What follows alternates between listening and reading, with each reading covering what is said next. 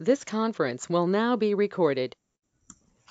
And I really appreciate people turning out. I've been learning the hard way that it's very difficult to organize gatherings of people after the 15th of September or before about the 5th or 6th of January. So you all are the especially dedicated crew. And so our agenda for today is we'll go around and do some introductions. A lot of the people on the call today are new to the movement, and so I'll give a brief overview on our current understanding of the movement and its mission and where we're heading. We'll go around and share some of the progress people have made during 2019. And then, as you saw in the invitation, we really want to spend today co-creating 2020, looking at the opportunities for 2020, the work of the Sustainable Development Goals. 2020 is a very special year. It's one of the big 5-year reviews of this 15-year global commitment. And then after we brainstorm, we'll look through some next steps, next events. I've gone through and found all the big conferences that are happening in 2020 and listed them out. And we're also going to schedule our next call.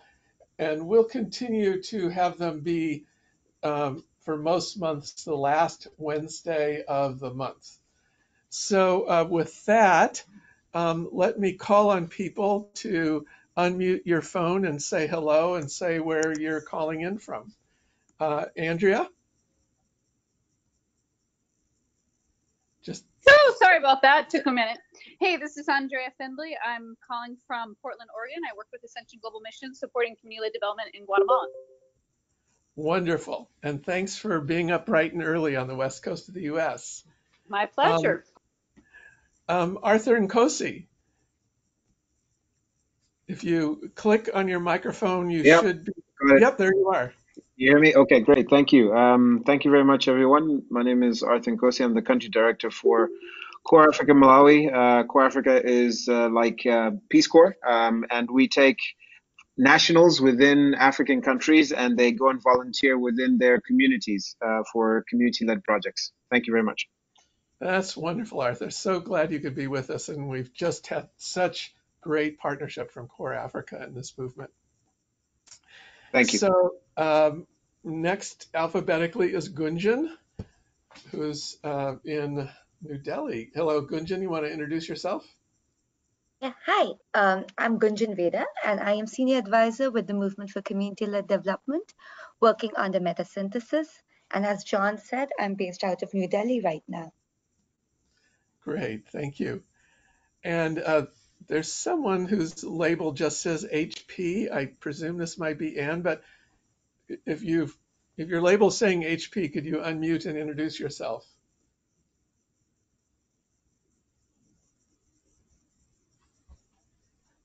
Okay, yes, speak right up.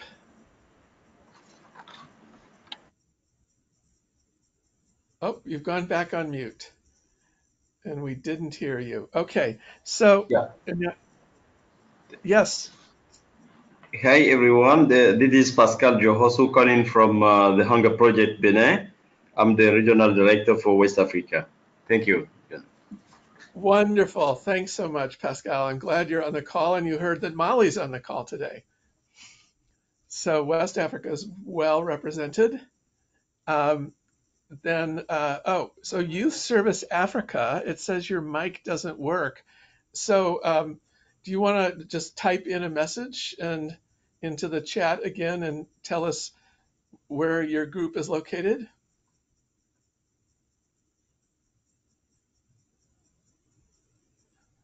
Okay, we'll see that chat when it pops up. Jean-Louis? Hi, this is Jean-Louis Lamboret calling from Grès d'Oiseau, Belgium. Wonderful. I'm so glad you were able to make it. I have no idea how I got confused thinking you were going to call in from Cambodia, but here you are. So thank you for being there in Belgium. Liana? Hi everyone, Leanna from WeMet International. I'm calling from Cambridge, Massachusetts. Wonderful, Leanna. And Matthew? Hi, this is Matthew Boltansky. Can everyone hear me? Okay. Yes. Hi, this is Matthew Boltansky. I'm a student studying international development at GW, and I am listening in on the call from Baltimore, Maryland. Wonderful. Renee?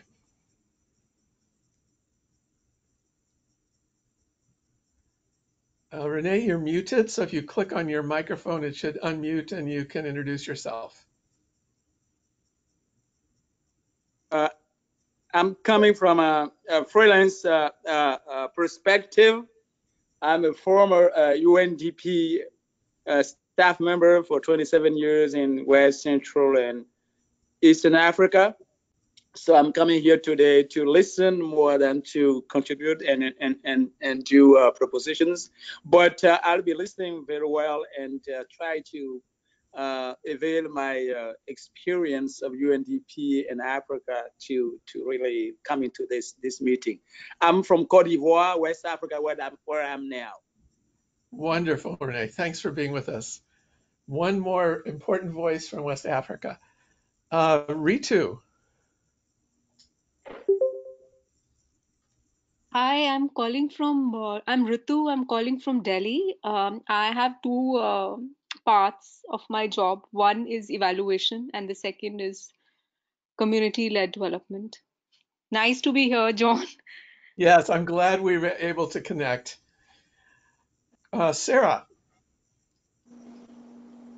Hi everyone, this is Sarah Lindsay, Global Advocacy Manager at Living Goods, and I'm calling in from Washington, D.C.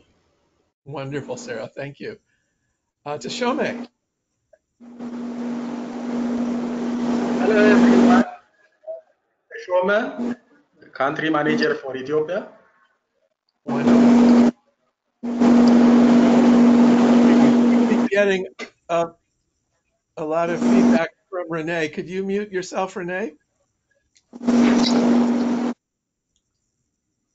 Okay, thank you. And then we heard from Youth Service Africa. They're having trouble with their mic.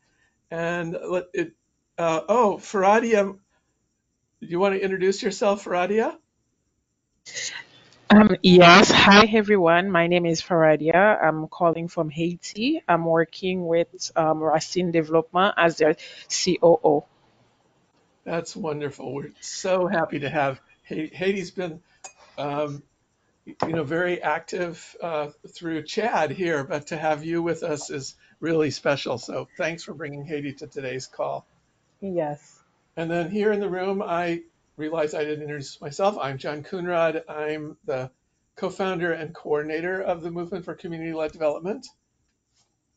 I'm Annette Scarpita. For today's purposes, I'm an independent consultant. I work in DRC on community-led development, and I might say some more later. Good.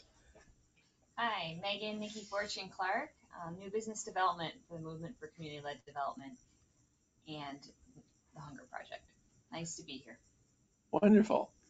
Okay, so let me give a short overview.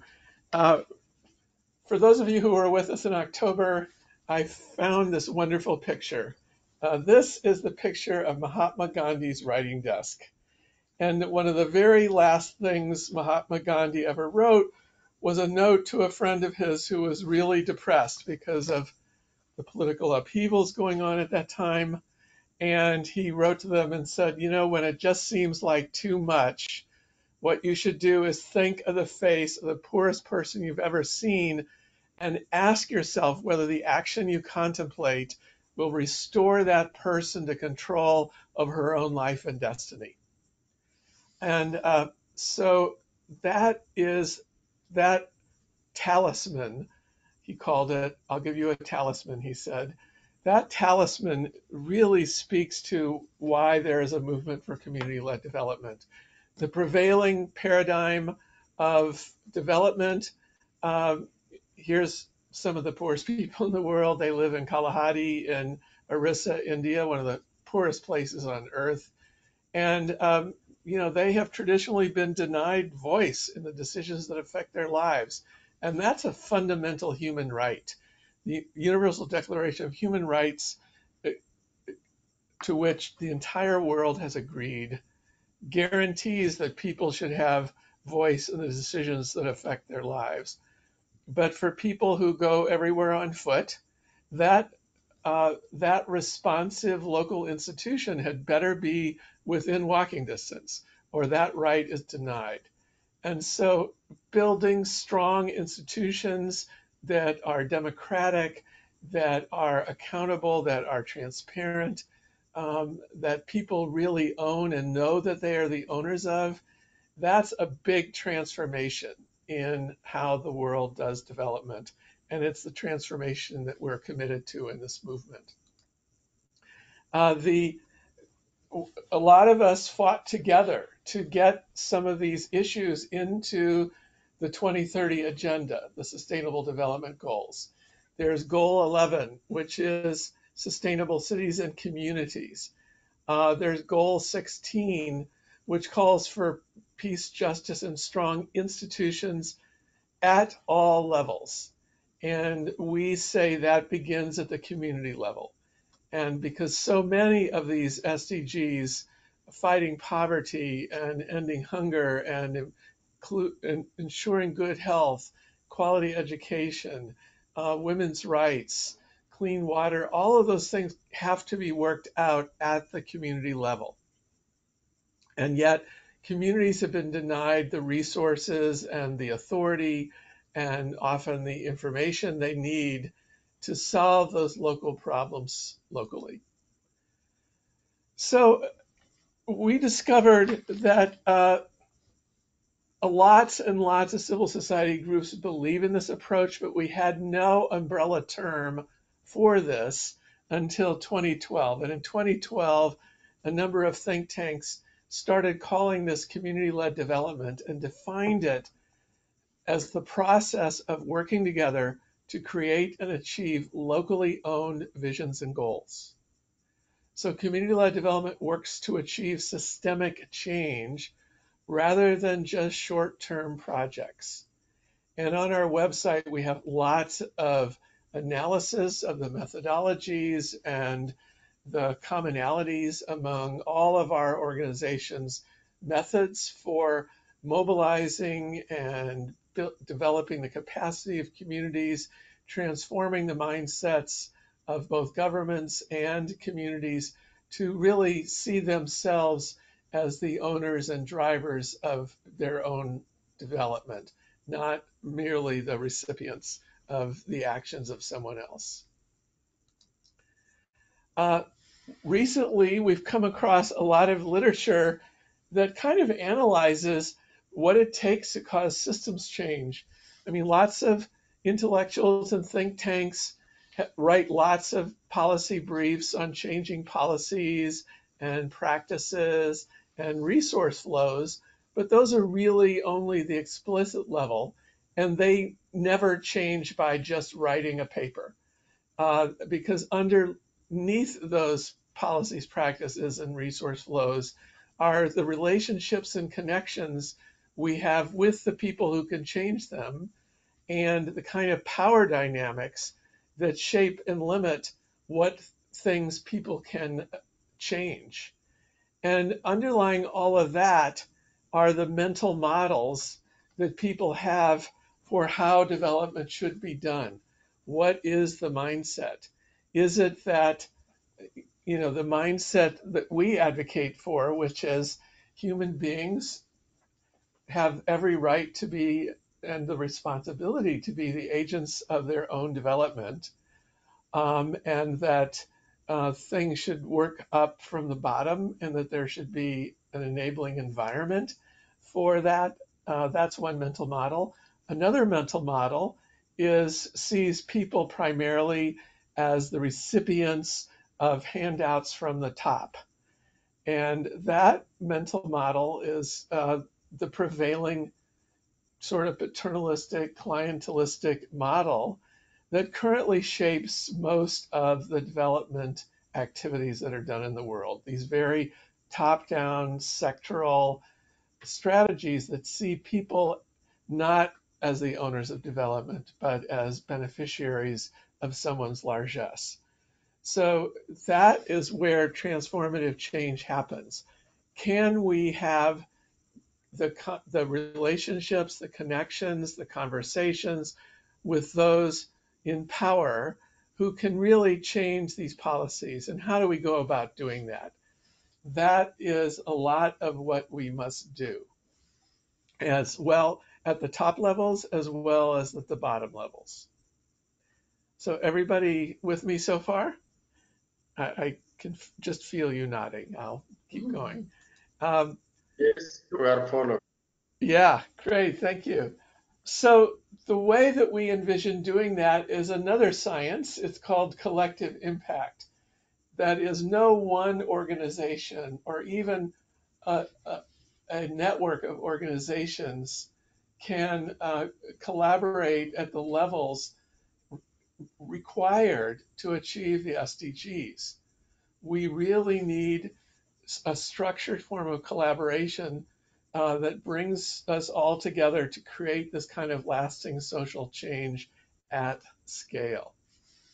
So the people who've been studying collective impact, they're up to 3.0. And they say it's really all about building movements. And to build the movement, we have to have authentic engagement. We have to understand what our collective aspirations are.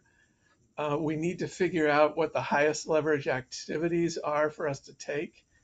We need to learn as we go because no one has done this before. Well, actually, some people have done it before, so we can learn from them. And then we need what they call a container for change, which is this movement. So our ability to work together and to communicate with each other and share what's working and not working, and to learn from the experience of others, and keep up the momentum through our authentic engagement. That is how we intend to transform the world and to have people everywhere empowered as the authors of their own development. As a movement, we've identified 5 goals. One is guarantees of voice and agency for women, youth, and marginalized groups in local decision making. Adequate community finance, at least a 20% share of public resources. Very few of the countries with the most low-income people have anything like that. The rich countries typically have 50% of public resources at the community level. Most of the countries where the Hunger Project and the lots of our organization work, at best it's maybe 3 or 4% of the national budget is in the hands of communities. So that needs to change. And some countries have changed it, like Kenya's latest constitution guaranteed at least 20% of public resources in the hands of the local counties. There needs to be policies for good local governance, which includes democratic elections, transparency, mandatory public forums, participatory budgeting. And if all those come together, communities should have quality public services. And finally, communities need to have the skills and the knowledge to do resilience planning. In this time of increased disasters, most of which are man-made, we need local communities to have be mobilized to be able to respond and adapt and deal with the challenges so that they can be resilient. All of the conferences I've gone to on resilience point out that that happens in community. A resilient nation can only exist by having resilient communities. So those are our 5 goals. And in studying the countries that have taken community-led development to national scale, they've all pretty much followed a pathway of civil society groups pioneering methodologies to do it at, in handfuls of villages, sometimes hundreds of villages. But to get to scale, they really need to engage the government and and and be able to work as a consortium with a larger amount of funding, because the governments are really only going to take it to scale when they know that it's not just a nice small NGO project, but is really an alternative that could work for the entire country. And then once governments get engaged, they typically do what they call a pilot. Now, to us, it's huge. It might be 10% of all the villages in the country with serious bilateral or multilateral funding. And then eventually, and the government and civil society learning how to work together at that intermediate level, and then making the policy changes and the practice changes and the budget changes to really have it be a national program. Indonesia, for example, started with an $80 million consortium demonstration. It then became a government partnership, an official government program at this intermediate level, and with World Bank funding. And now it's a $7 billion a year line item in the national budget of Indonesia. Similar things have happened in Afghanistan, in the Philippines. It's happening now in Kenya. Other countries have made huge investments in their communities, such as in Ethiopia, the training of large numbers of community health workers and agricultural extension workers. So there's a lot of success that we can point to as we engage with local groups and governments to try to move this to scale. And that's our big mission in this movement. Now, this will take a moment. This is our theory of change. It works with advocacy from the top down and through forming advocacy partnerships of local actors who can engage their governments, and facilitation partnerships of groups like most of those on this line who facilitate community-led development at the local level. And that produces community level outcomes. And if we can converge those two things of producing more and more healthy, productive, resilient, self-reliant communities and transforming government attitudes and policies so that there's more and more authority and resources moving down to the communities, we can build up the capacity and commitment of our countries to do that, and then really develop these country-owned programs that we just described. And as far as we can tell, that is the only way that the SDGs can possibly be achieved. I don't know of another model. So if countries are serious, and they said in their declaration for the SDGs that they recognize that business as usual would not do, that it would require transformative change. Well, this is the kind of transformative change that works. And we are the flotilla of organizations, the movement of organizations that recognizes that and can find ways to work together to achieve that collective impact that's transformative change. So with that, we're going to open the conversation a bit, reflect on 2019.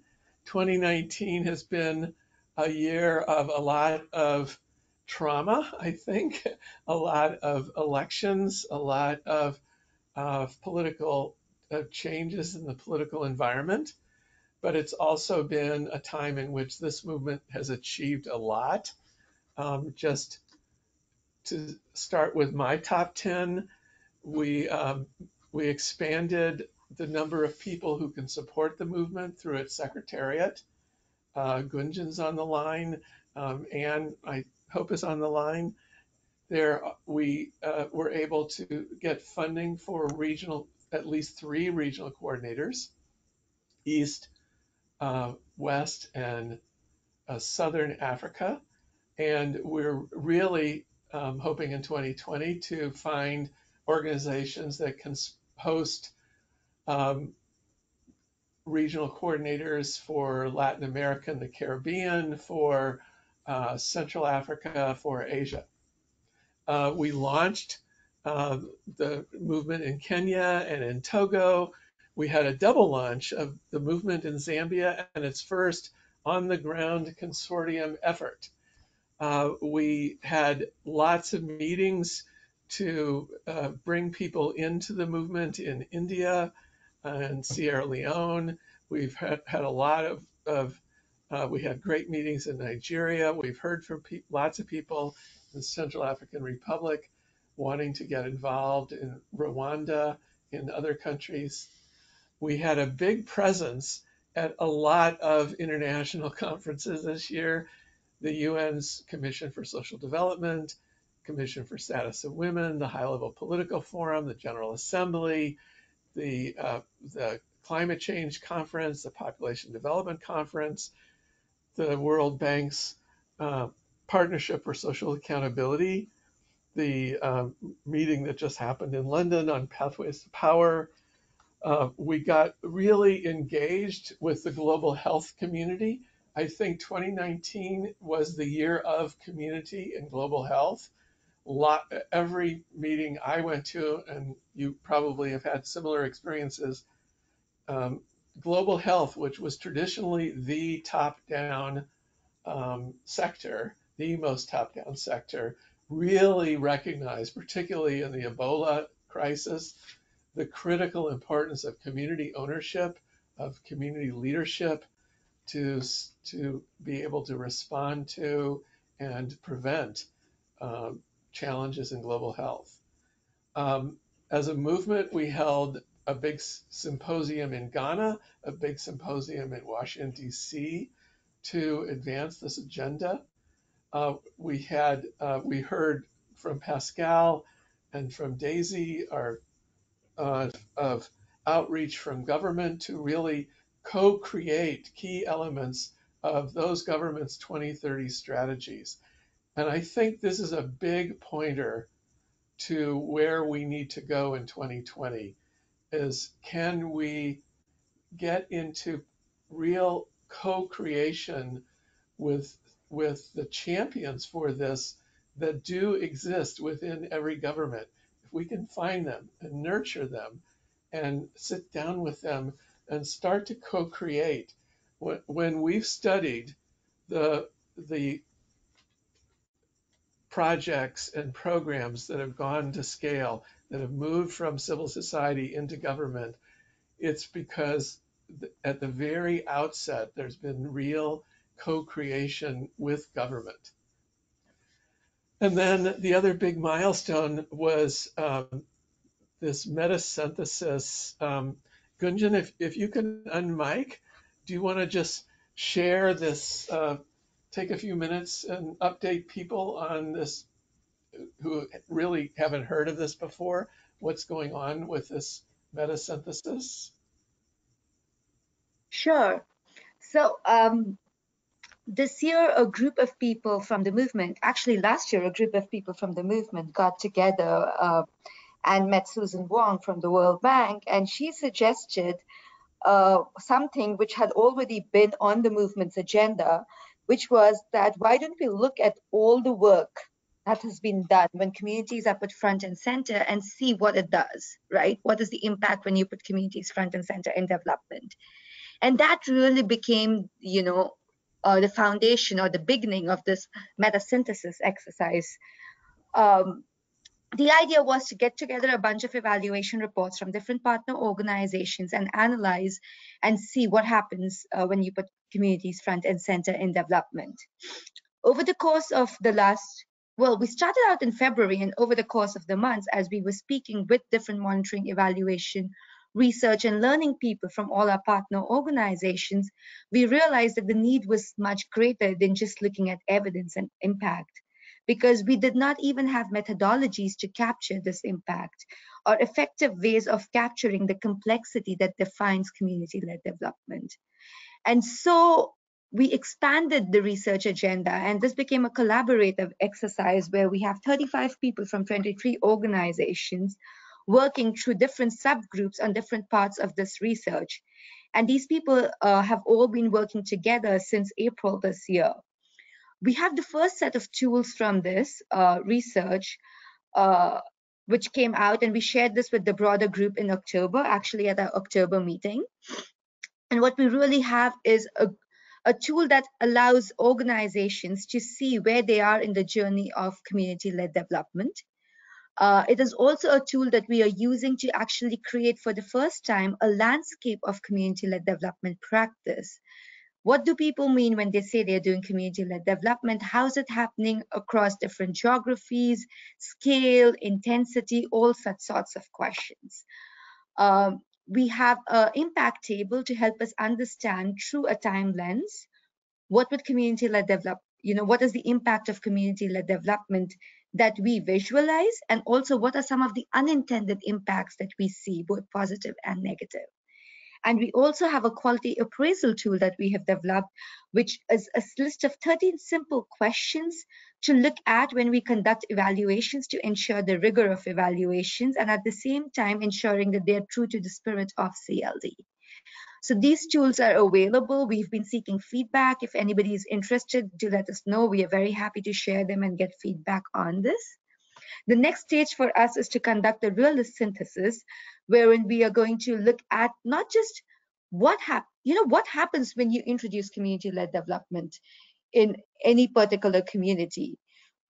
What kind of impacts do we see, but why do these impacts happen? And that helps us to tailor programs to adapt them to context. And in doing all of this, we have an advisory group comprising both of practitioner experts like Scott Guggenheim, who John calls the Mike Jagger of community-led development, but also academics like Jill Westhoff from the University of Charles Darwin, who has been one of the people who have set the parameters for realist evaluations and are global experts in that. So we have an advisory group. Last month, we for the first time presented these findings at the American Evaluation Association at GPSA that John mentioned. We've had some interesting feedback in terms of, not just that people are interested in the results of the research, but also that they are looking for guidelines and resources on how to, undertake CLD, or what kind of characteristics are out there. So we are, for 2020 for us is going to be the year when we are going to come out with some of these resources, as well as the preliminary findings from this collaborative study.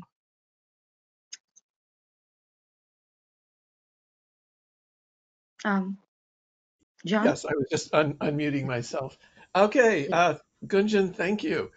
So at this point, what I'd like to do is start our process of creating 2020. And this is 2020 is as I mentioned, a major review year for the 2030 agenda. It's Beijing plus 25 in terms of the advancing the Beijing platform of action. It's a year when there's going to be replenishments of some of the major funding sources for grassroots activities. It's for a lot of our organizations that create strategic 5-year plans. Most of us did those in 2015, and we're going to need to do them in 2020. And as I mentioned, is this the year when we can seize these opportunities to really start co-creating activities with local government systems in our countries, so that we can get as many countries as possible on that path towards serious consideration of community-led development programming for their countries. So I had, in the invitation that I sent to everyone, I asked everyone to kind of reflect on all those components that go into this movement, whether it's advocacy or on the ground action or consortium building or fundraising or social media, or, there's all these activities that go into being a movement. And I'd just like to hear from people your thoughts of what you see would be the highest leverage action for you in 2020. How can you bring your leadership to this? So really anybody can jump in and go first. Just unmute your mic and speak up with what you see for 2020. And if you don't, I will call on you.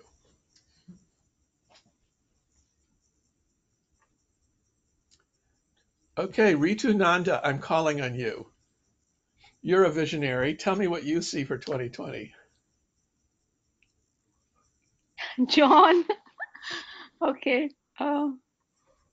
First of all, it gives me energy, just listening to what has been achieved so far. I have two skills to offer here. One is in evaluation, and second is I'm a practitioner also in the field. And what exciting things I have been doing is engaging communities in India from the design to the measurement. And I have been rooting for localization of SDGs. So field experience in this and advocacy based on evidence. I think that is what I can offer. And also for my master's, I'm doing my master's in evaluation. So I am going to evaluate in my thesis a community-led project next year. Wonderful. That's great. I will probably see you again. I am coming back to India in early March, probably the second week of March. MS Swaminathan has invited me to speak on this subject in Chennai, and Rita Serene has said that she will organize a CLD strategy meeting. So we'll start that planning pretty early. So in March, we can bring a lot of people together, Pradhan and Priya and other groups that are committed to this, as well as your own. Yeah, I just have one point to say is what I've realized is that in the constellation, we do this knowledge fair where we bring communities together to share the good things they've been doing. And we are hosting a knowledge fair in February. And what I've been, and in the last knowledge fair, when the senior officials came and they said, where is the evidence? And the communities got very, angry and frustrated. And then they, the next day, they had the data from the village level data on health. So from that, I realized that we also, I think the most important thing is that communities become advocates of their own, and we also facilitate that. So they become advocates of community-led development. And yeah, that's my dream. Wonderful. Well, that's exciting about February. Do keep us posted on this. Maybe it would be great on one of our calls after you have that to sort of share the outcomes of it. Yes, sure, John. Can I ask a question? That's okay.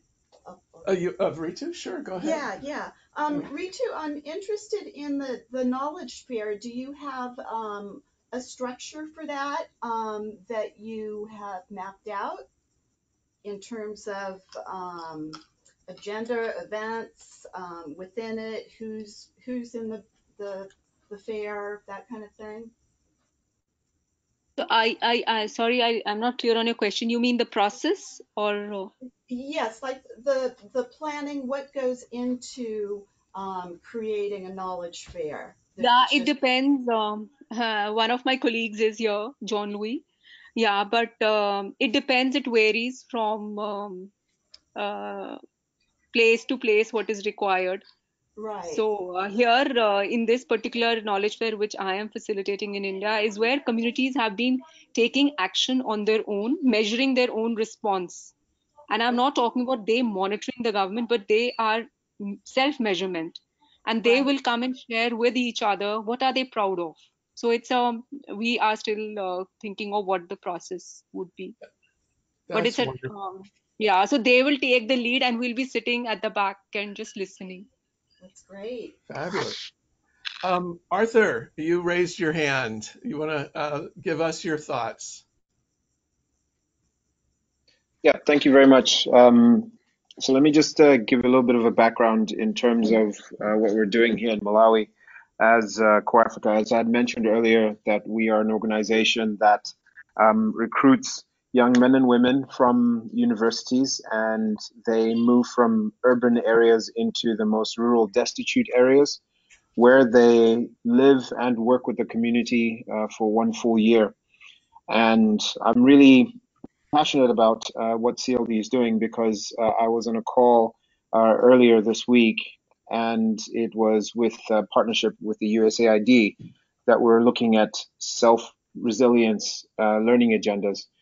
And one of the things that I'm taking away from this is that since the self-resilience is one of the key areas for CLD, is in Malawi to work with organizations, policymakers like USAID, which have put SRLA front and center of their agendas, and to see how can we change the mindset of having more community-led development programs put in place, where people that are in the most destitute rural parts of this country are able to have a voice and able to speak.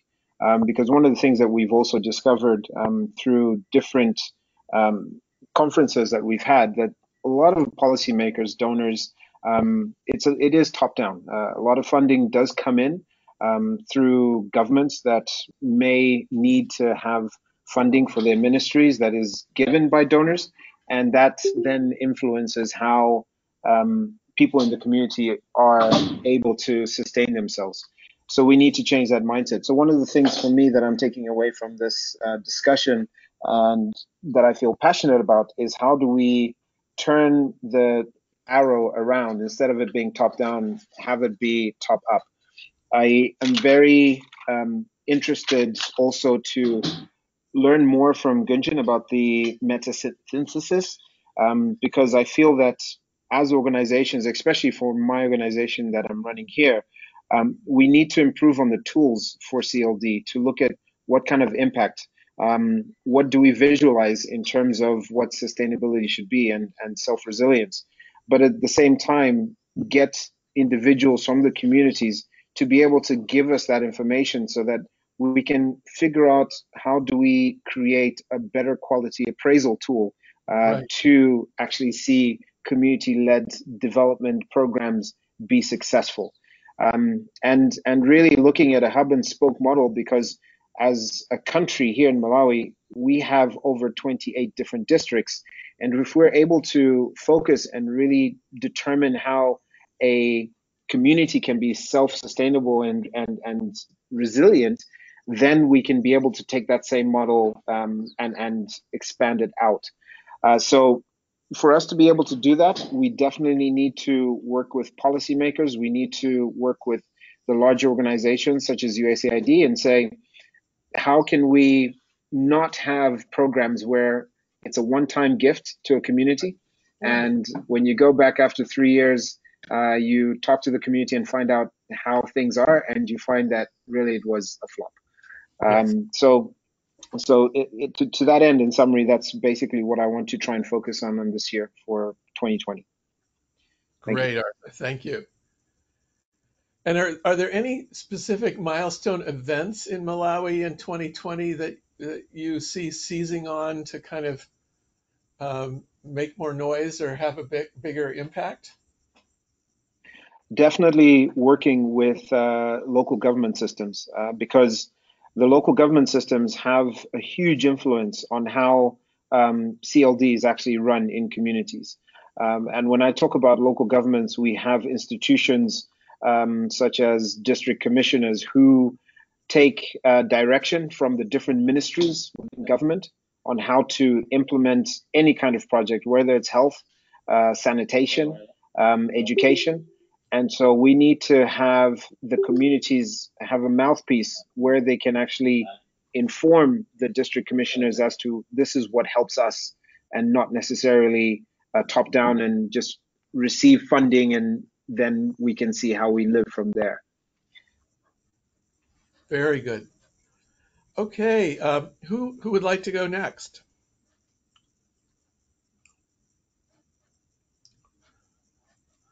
I will call on someone. Oh, yes, there you are. Before you assign me, Yes, Jean-Louis. So I'm Jean-Louis. I just said I was coming in from Gré d'Oiseau in Belgium. I'm actually one of the co-founders of this thing called Constellation. So what is that constellation? The stars are communities. People, as you said, who take charge, if you want, of their own destiny, using their own resources first. Okay. Right. So what do? Well, we, those who are trying to stimulate and connect those who respond locally to their challenges, well, it's made out of an approach, and it's double. One is to basically establish relationships that are at a human level, through real connection, through a process or an approach we call SALT. I cannot go into details, that would be too long. At the same time, we try to accompany the process of learning by the community itself. And so knowledge festivals or knowledge fairs are moments where communities come together to learn and share. And we have been doing this from the word go, that is 2004. And so, yes, while there are some patterns to answer that question, one is that people share what they have learned, but the other people, all of us, whether another community facilitators, listen for resonance.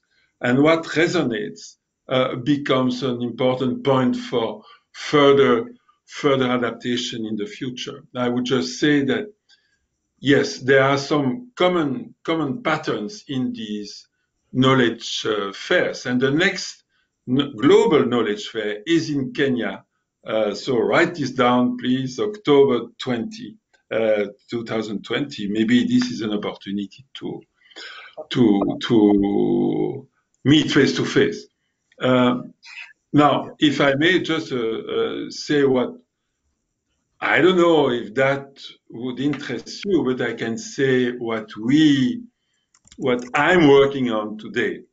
And that is basically to enable the change in narrative, enable the change in the global narrative, from that of gloom and doom to one of hope and possibility. Starting from people telling their own story of change, whether it's individual or collective, and build the story from the ground up through a particular type, I would say, of journalists. And these would be meiotic journalists. These are journalists at the crossroads between anthropology, communication, and journalism, who enable people to tell their own story in an effective way, which is then, okay, how would that come about? By a circle of organizations that would subscribe to this idea and commit real resources to the enabling of community stories to be told by communities themselves, so that they are shared both in face-to-face and through electronic means. Last thing I would say is that the electronic means should be of the type of the slow internet, meaning that they are first at whatever communication means, are first at the service of the local community, in terms of interaction. So I will just stop there. So this is something I hope I'll be able, with some friends, to offer to any organization that is interested into that narrative. I must say that I think there could be an interesting collaboration and discussion with the community-led movement and ourselves, Constellation, both because we share some basic aspirations, but there are also some serious differences, and I think it would be interesting to explore them, maybe in another call or something like that. That sounds great, Jean-Louis. That sounds fabulous.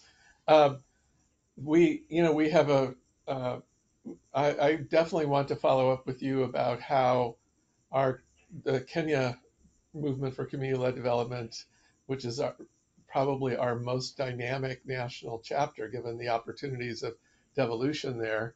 How, if you would like them to be involved in that learning fair in any way, let's connect your Kenya people and the movement's Kenya people. That sounds wonderful. And then for sure, let's talk more about how the experience from the constellation and this movement, because we've learned so much. In a couple of cases, we've actually merged with other networks that were working on similar issues.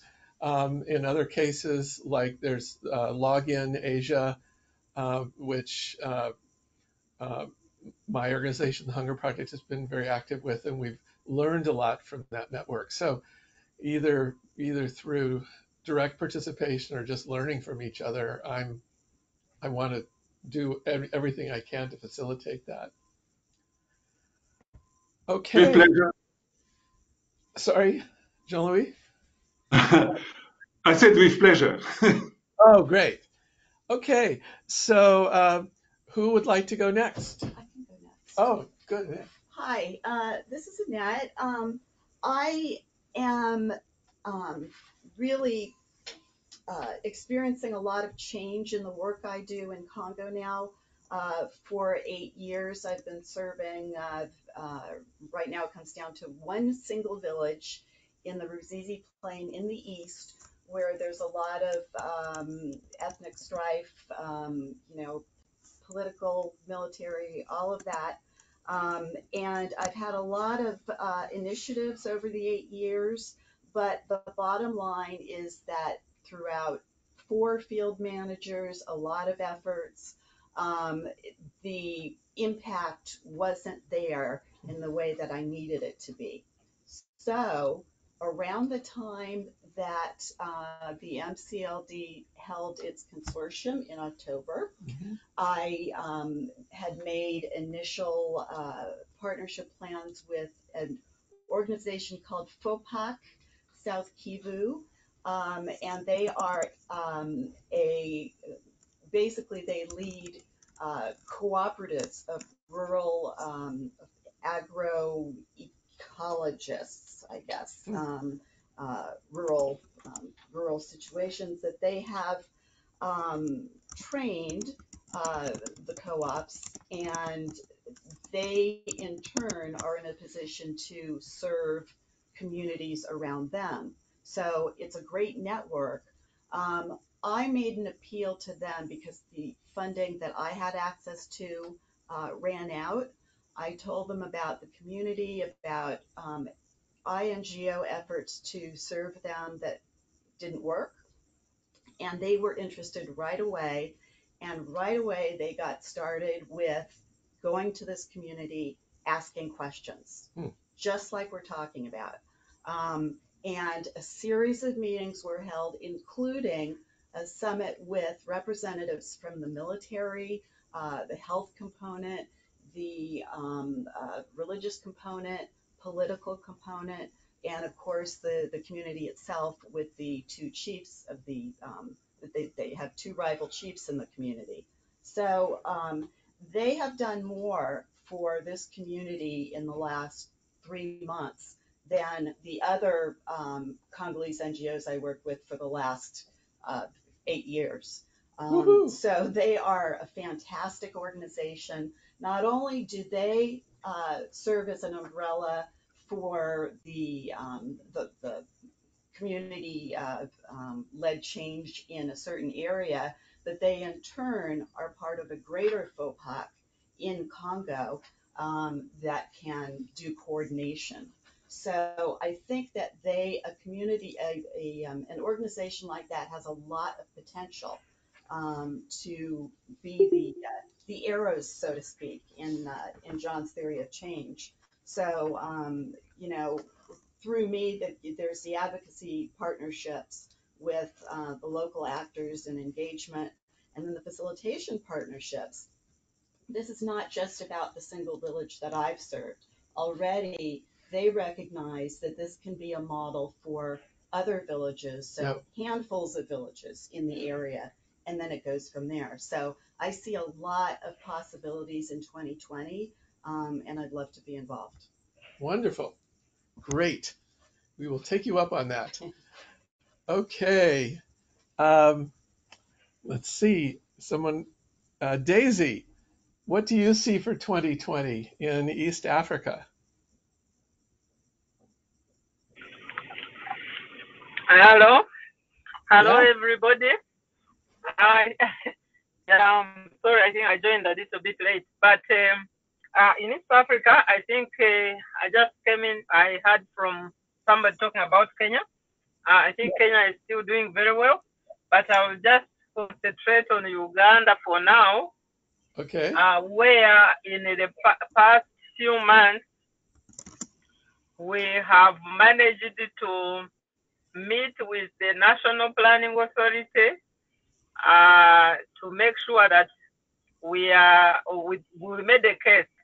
So we had a meeting for all the members, and we had the National Planning Authority coming and talking to us, and we were like, we can input on the community-led development. We can make an input as the community-led development chapter in Uganda, and they were agreeable and gave us some space and the whole program in areas, particularly on community mobilization, and maybe also other issues which may be inhibiting or slowing down the participation of communities. So that was agreed. And in 2020, we are looking at actually the actual process into input Uganda plan for 2021, 2025. So it's exciting. A lot of people, all the community members in Uganda here, the chapter members, are really happy. They are excited to be part of the process. And we are also happy that the government is actually also opening up some space for inclusion of different or for new ideas. They are open to some of these areas where we believe or they believe we can make a contribution. So I'm saying the space is there. Give us your part. Give us your take. Tell us how we can do this or what we need to do to make sure that they are self-reliant. Actually, our communities, their communities are participating in the development process. So that is for Uganda. For Rwanda, we are yet to come up with a clear program, and same with Ethiopia. I made also some progress within in Tanzania. There are some 2 organizations that are interested in starting the discussion. So in the new year also, we'll see how we can concretize those discussions. Excellent. Excellent. Pascal, do you want to talk a little bit about your concept for a regional meeting? Because that might be really relevant to what Daisy's speaking about when we start to have a lot of countries at the same time looking at really getting their movements going. And it would be great to have Rwanda, Ethiopia, and Tanzania all launched during 2020. And why don't you just share about your concept for this West Africa regional meeting? Sure, John, thank you. The idea for West Africa is to build a regional alliance to support the country community-led development chapter progress.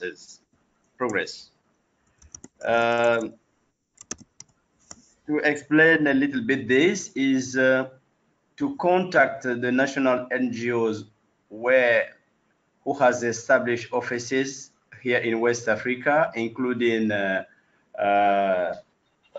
UN agencies, because in West Africa we have UNOWACS, which is a regional representation for UN agencies. All those agencies will build a solid alliance in order to support the country's chapters.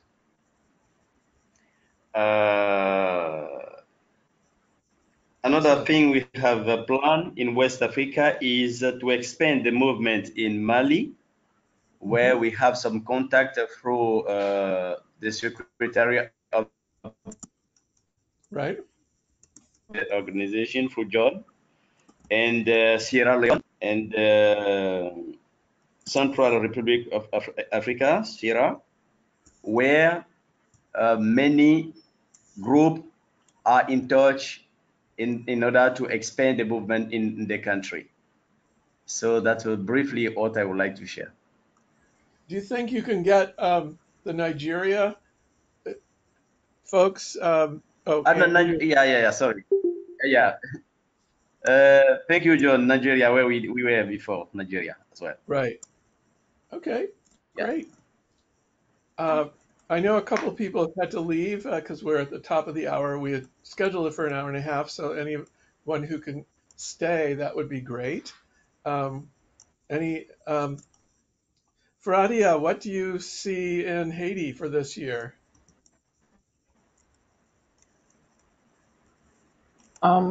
Yes, our main focus for AT is really to work both with community-based organization and the local authority in terms of building their capacities to know about really their roles within the community, to really make them understand that the community development, it has to do with a good like balance and partnership between the state, the community itself, and let's say the outsiders that could be considered as the local and international NGOs.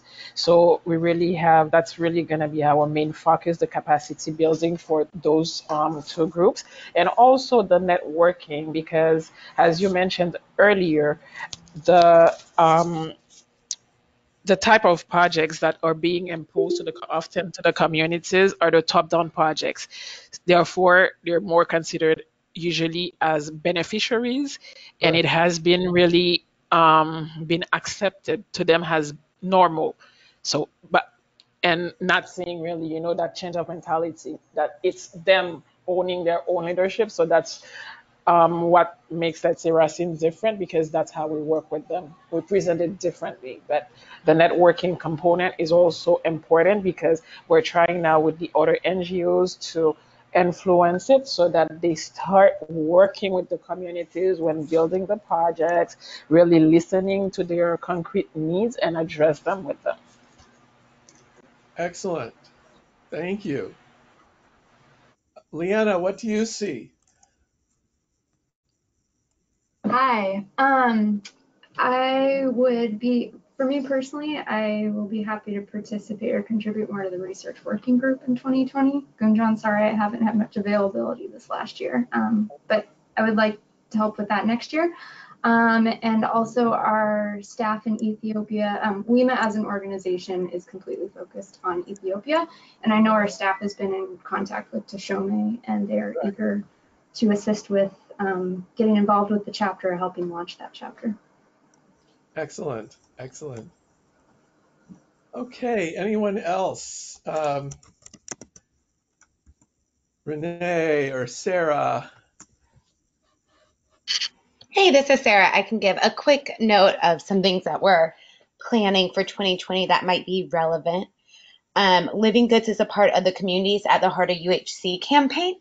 So we're looking at post-universal health coverage discussions that took place in New York in September and the political declaration on UHC and how this will be implemented in countries. So we really want to involve community voices in defining what a universal health coverage package looks like in their community, in their region, in their country, what services should be provided.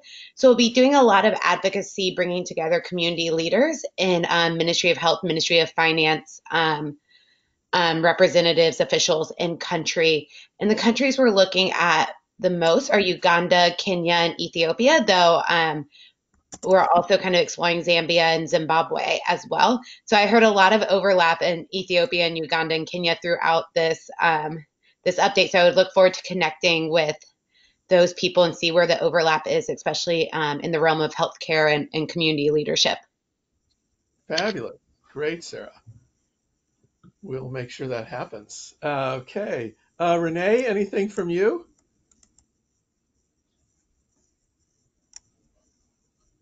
John? Yes, hi.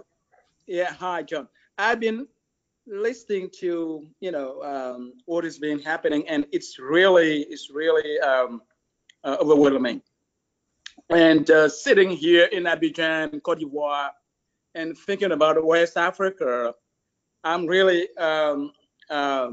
concerned about, as you know, what's going on in this area of Africa with this fragility, conflict, and violence mounting each and every day.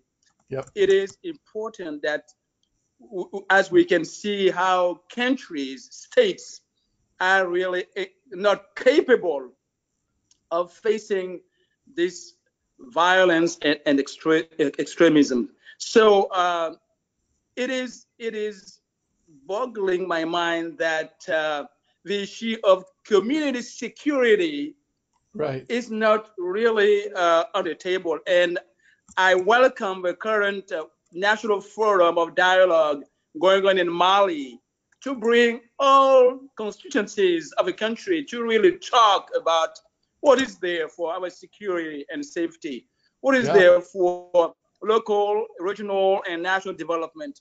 How our very existence is challenged every day, and so on and so forth.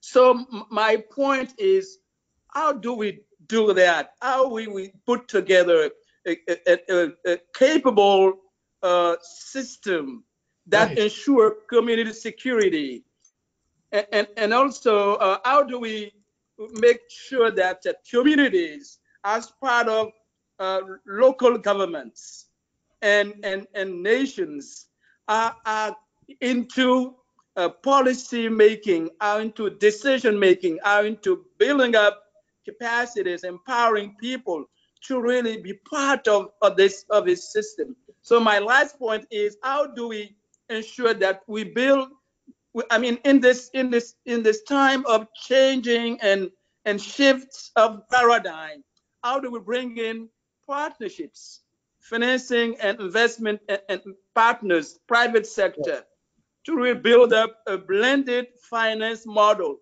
that cater to all these issues and build up communities as we want to do it with MCLD. Thank you. Thank you, Renee. That's, one of those countries that we were mentioning that have the success stories in CLD as national programs. All of them were motivated to do it because of security, to reduce ethnic conflicts by giving people a different pathway to achieve their aspirations. And so Indonesia and Kenya, Kenya had terrible electoral violence, and their business community analyzed, gosh, what did that electoral violence cost us in Kenya? The answer was $80 billion. And that got their attention. They said, maybe we should take this devolution seriously, because that would give people an alternative to the feeling that they needed to overthrow the government. So it's the link between community-led development and security is an important one. There, one of my mentors was a man named Jimmy Yen who was doing this in China in the 1920s. And the communities that he had mobilized for self-reliance were so tough that when the Japanese invaded, the Japanese just avoided any of his villages. They just went around them because there was no way that, if they had gone into them, they would have had their throats slit at night by the community.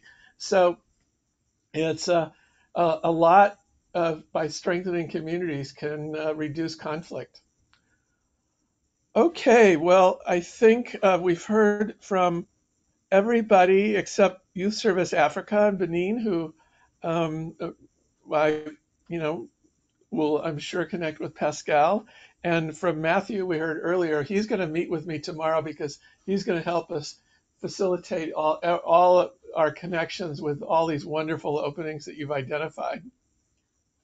What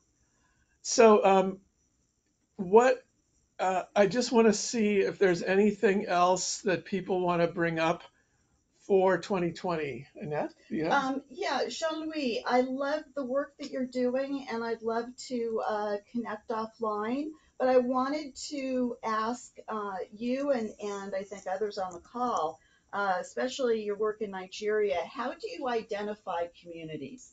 In other words, last summer, I had the opportunity to get to know many civil society organizations in Nigeria and then a lot also in Zimbabwe. Very small, like they're always in need of funding, but their work is exemplary. Their impact is there. So would you include villages, communities like these, or is it all dependent on funding they need? Because they're in touch with, they're part of or closely in touch with the communities and through the work they do. So I think your question is rather broad to how do groups like Fradia's group or Leanna's group connect with villages, select villages. Certainly from the movement perspective, we're thinking about all villages. So what kind of changes would make quality facilitation available to all, as they do in a number of countries. But I don't know if Leanna or Faradia, if you want to address Annette's question. If not, we can follow it up offline. I know I have some documents like the whole category that our teams use. One of their criteria is must be at least 15 kilometers from the nearest health center. So communities that are really suffering because of their isolation, that should be a priority for them taking charge and providing the missing services that they deserve. Jean-Louis, I wonder, you're serving Nigeria as one of your areas, is that right? That wasn't, I don't think so. No. Who's working with Nigeria? Pascal is. Oh, Pascal. So I wonder, because you have communities within Nigeria, right? No.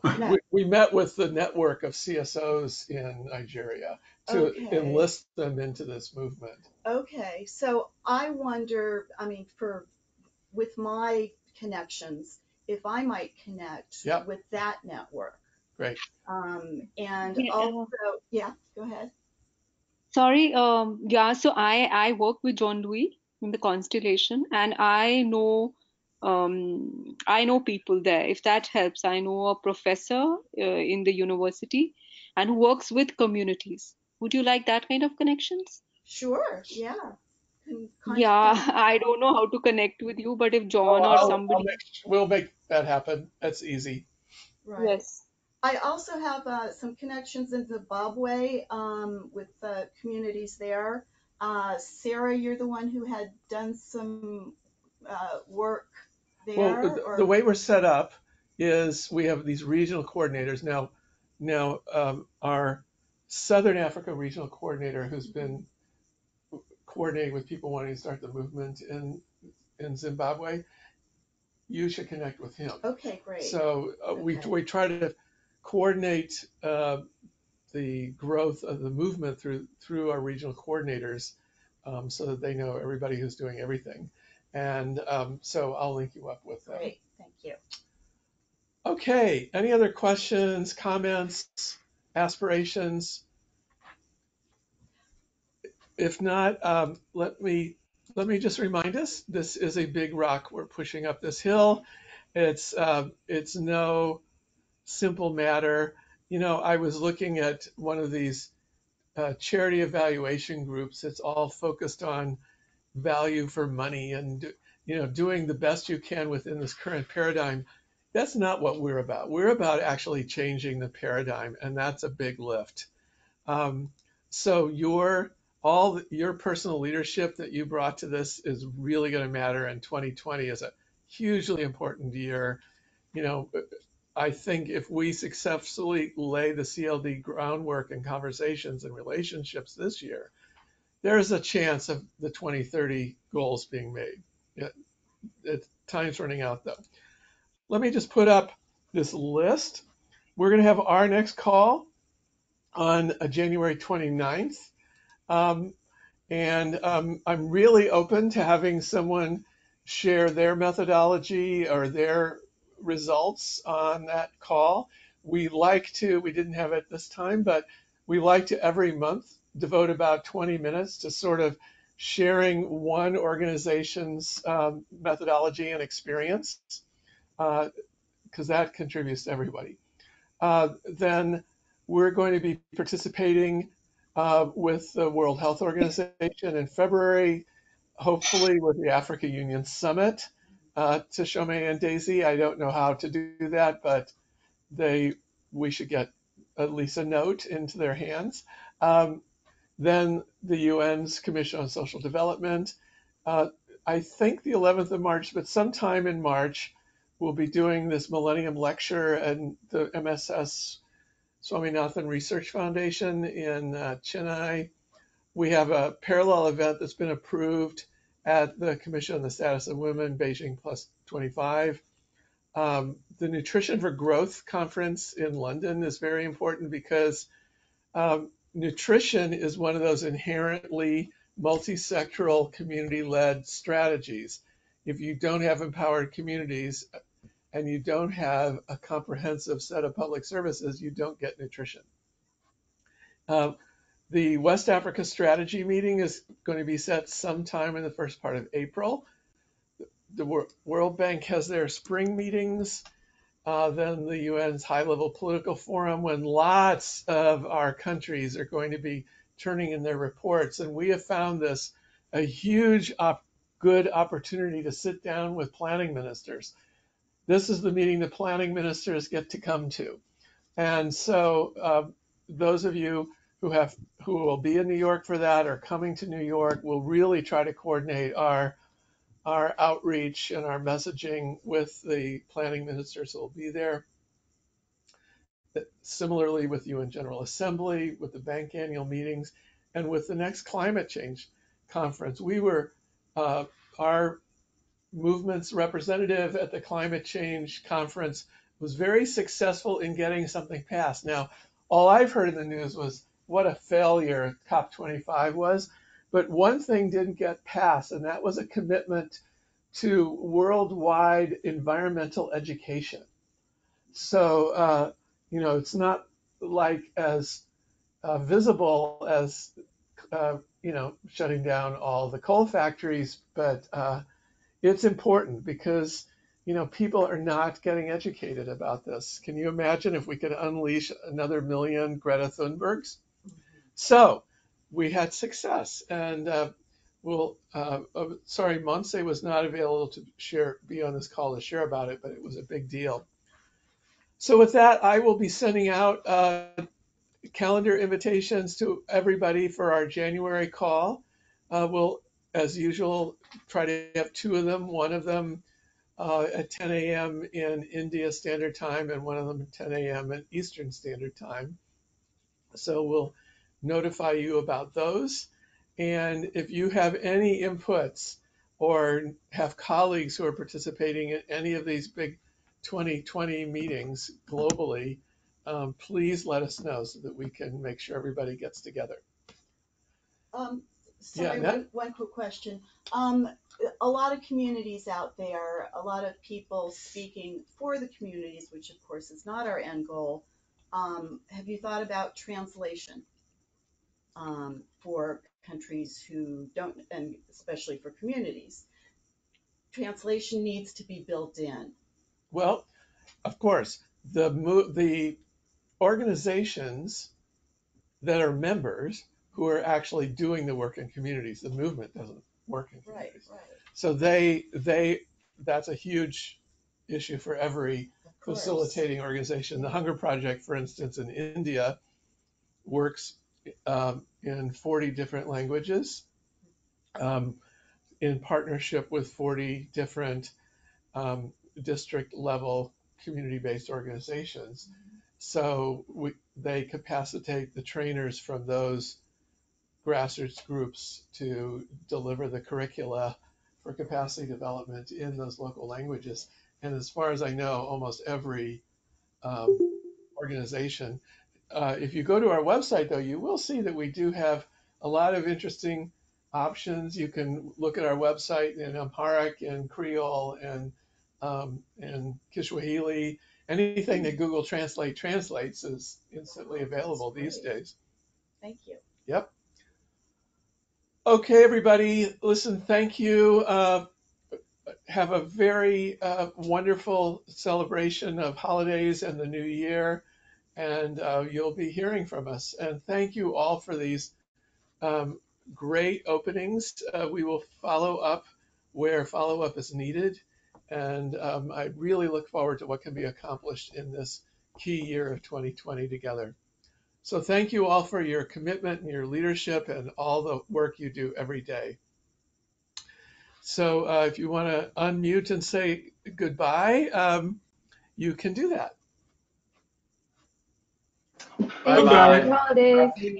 Bye, everybody. Thank you. Bye. Thank you. Happy holidays.